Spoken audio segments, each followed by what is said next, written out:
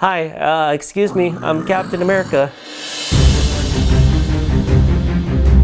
Hey guys, it's DT. 4th of July is right around the corner, so I thought it'd be a good time to unbox the country's most patriotic superhero, Captain America. So this is the 1/3 scale Captain America statue from Legendary Beast and XM Studios. So before we get into the unboxing, I want to thank my friend Benjamin Toe from Cosmic Chase Collectibles who helped me get this piece. So this statue had a limited edition size of 388 and sold out almost immediately. Luckily, my buddy Benjamin was able to hook me up. So if you guys are interested in ordering any XM Studios pieces, make sure to check them out at cosmicchase.com. So this is a collaboration between Legendary Beast Studios and XM Studios. I've never had any experience with Legendary Beast before, but from what I've seen, it looks pretty good. Okay, so let's bring this over to the floor, unbox this big guy, and take a look. Okay, so we've got our box here on the floor, but before we get into the unboxing, we also get this nice black folder. We get this nice collector's guide. Inside, we've got some full color pictures, little history on the company, and some details about the piece itself. And now let's open this guy up. Okay, and here we have some very familiar white styrofoam with black straps. So for this one, let's keep it in the box. And let's just open it up here. Strap 1, strap 2. And let's check out the top layer. Okay, and here's what we get in the top layer. As you can see, we have 3 different shields, and you might be asking yourself, why does Captain America have 3 different shields? Well, there are a bunch of different display options with this piece, so we're not going to be using all 3 shields at once. So first we have this shield, and this shield we've got the star, and this one we have the option of putting on Captain America's back. Still has the same great detail with the leather straps here, as well as the star, so they didn't skimp on the details there. And then we have a shield option where Cap is holding it in his right arm, and here we can see his right arm already attached to the inside of the shield. Here he's grabbing the little front strap, while the other one is going around his forearm. And then we also get option number 3, in which you can display the shield in Cap's left hand. And just like his right hand, we've got his left hand grabbing the front strap. And the difference in this one, if you can see, is that it's slightly soiled. We've got little specks of brown in there to show us that it's been used a bit. Overall, it is still pretty clean looking. You can't actually switch the shield, so if you want the dirty shield, you're gonna have to display it in his left hand. So we get 2 portraits with this piece. We have Cap with his classic winged cowl. I believe this one, he is slightly looking up and to the left. Got some great detail in there. I'm gonna have to see whether I like him looking up or straight forward. If you look closely, it's got some really nice texture on that. And the other portrait we get is a more modernized version. He's still got the big A on his forehead, and the wings on the side of his head are more or less embroidered onto the headpiece. And on this one, he's got the little straps that go around his chin. Here are the 2 side by side. 2 great options. We'll have to see which one looks best. We also have this little star that keys into his back. We're gonna use this in the event that we don't want to put that shield on his back. So this thing will cover up the hole. And then we get 3 different arm options. So we've got 2 where his hands are in a fist and his arms kind of just go down by his sides. So you can use both of these with the shield on his back, or you can use one of these and have his other hand hold the shield. And the alternate option is to have him pointing with his right hand. Again, I'm really liking the detail and texture in those gloves, as well as in the white part of his suit here. And let's see what else we get in this box.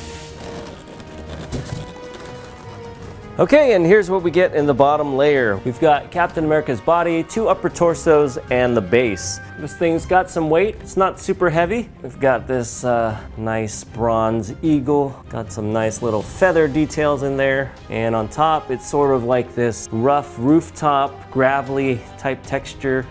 And there are 2 peg holes right there. We'll take a closer look at this a little bit later. So we get 2 upper torsos with this. So this thing actually connects right here in the sternum in the midsection. The detail on this looks really nice. We've got some nice texture going on here around his neck and trap area.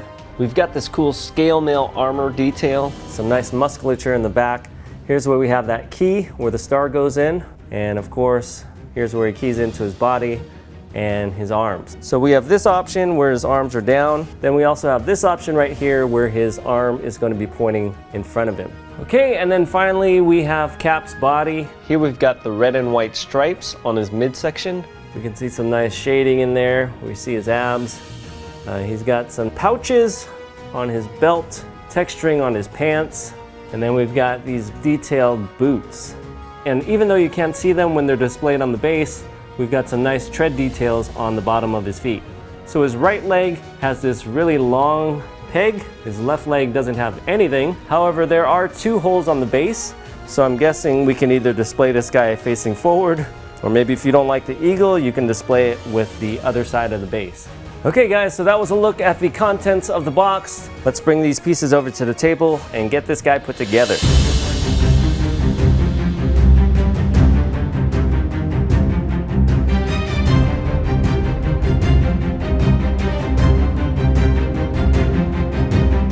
And here he is, Captain America.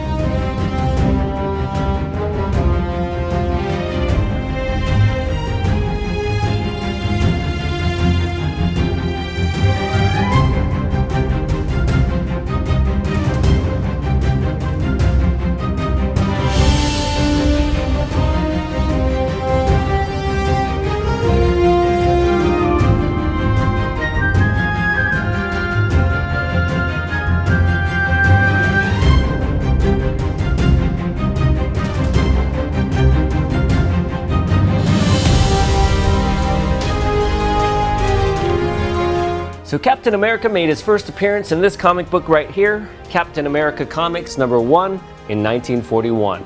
This one came out during World War II. We've got this classic cover of Captain America punching Adolf Hitler in the face. This comic book right here is the oldest comic book that I own. It's almost 80 years old. This one tells the origin story of Captain America, how he started off as a skinny Steve Rogers wanting to go to the army and being rejected because he wasn't physically fit. And if you guys are familiar with the story, you guys know they tried the super soldier serum on him. He got big and buff, but before they could use it on anybody else, the spy that was watching this demonstration wound up killing the scientist that created it, and in the process of doing so, he destroys the formula. Thus, Captain America was born. He goes on to fight evil during the war, and similar to the stories in the movies, he winds up crashing and freezing in ice. He then returns to make his first Silver Age appearance in the Avengers #4 in 1964. And he finally gets his own title when Tales of Suspense changes over to Captain America in issue 100 in 1968. Okay, so now that you guys know some of the comic book history of Captain America, let's talk about the statue. So starting off with the base, we have this nice bronze eagle statue. This looks like it could be part of a building or maybe some kind of monument in front of a government building. The gravelly texture on the top does lead me to believe that this is a rooftop of some sort, and only his right foot pegs in, so you have some options when it comes to the angle in which you display him. Anyway, we've got a lot of cool detail in here with the feathers here on the sides, as well as a very nice sculpt on the eagle's head itself.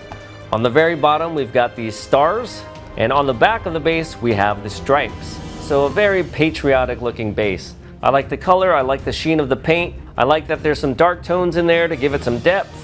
There's also a brick pattern on the bottom portion of the base, and there's also a little tile pattern towards the top. The one little thing that did stand out was that the stripes in the back here are not completely straight. It's a little bit wavy. Again, this is in the back of the base, so you're probably not going to see it unless you have this on a 360 display. Just something I thought I'd point out. But overall, very nice base. I think it goes well with the piece, being that it's very patriotic. Alright, moving on to Captain America. This guy's got texture on every inch of his body. Starting off here with the boots.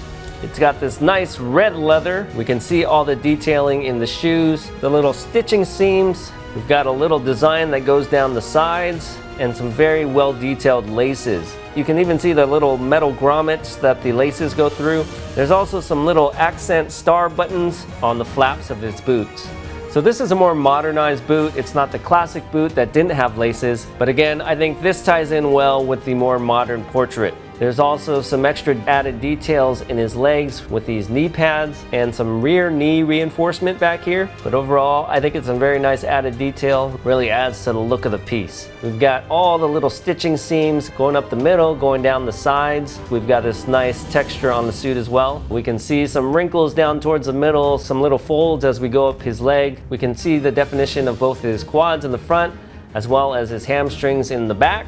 His rear end does appear to be a little bit on the flatter side. I also noticed that on my quarter scale Captain America. So I don't know, maybe Cap just had a flat butt. Anyway, moving on. He's got a nice black belt. I like the nice weathered paint look on his belt buckle. He's got all these cool pouches on his belt. Some of the pouches look like leather, some look more like canvas. He's got a little canteen, he's got little devices, and he's even got a little fanny pack in the back. Moving up to his torso here, we've got the red and white stripes. Again, we've got some more cloth texture. I like how the stripes are separated by this little raised border here. Just a very nice detail. Before we get to his upper torso, it's also a little bit raised there, which hides that seam. You can't really tell that that's where his body separates into two parts. Same goes for the seams on his arms, barely noticeable. So his gloves look really nice, his hands look really nice. He's got some extra padding or reinforcement on those knuckles, some nice straps at the wrist as well as on the back. He's got like an elbow pad that's built into his suit. And this guy's got pretty muscular arms. Now that was one of the criticisms of this piece, was that he was disproportionate. From what I see, his limbs are pretty proportionate to each other. The only thing I see that might be a little bit off is that he's a little top heavy. He's got this huge chest, very broad shoulders, very big arms, and his legs might be a little bit on the smaller side when you compare it to the size of his upper body. From most angles, he looks perfectly fine. From the profile, we can see how big and round his chest is. I mean, not crazy round, but you can definitely see how far it comes out on the very top. I mean, Cap's a big guy, but he is not like Colossus, Juggernaut, bodybuilder big. They could have gone a little bit smaller on the chest and taken off some of that mass. And again, I think if they rounded out his rear end, it would have helped a lot with the overall balance. Here we have him with the more classic portrait with him looking up towards the sky. I actually prefer this to having him holding the shield. The sculpt itself is very nice, very classic Steve Rogers. We've got some nice skin texture going on here, some nice color variation so it doesn't look too flat. And again, we have some nice texture on his headpiece. The only thing is, you don't want to be displaying this guy next to a taller statue where he could be looking up at them.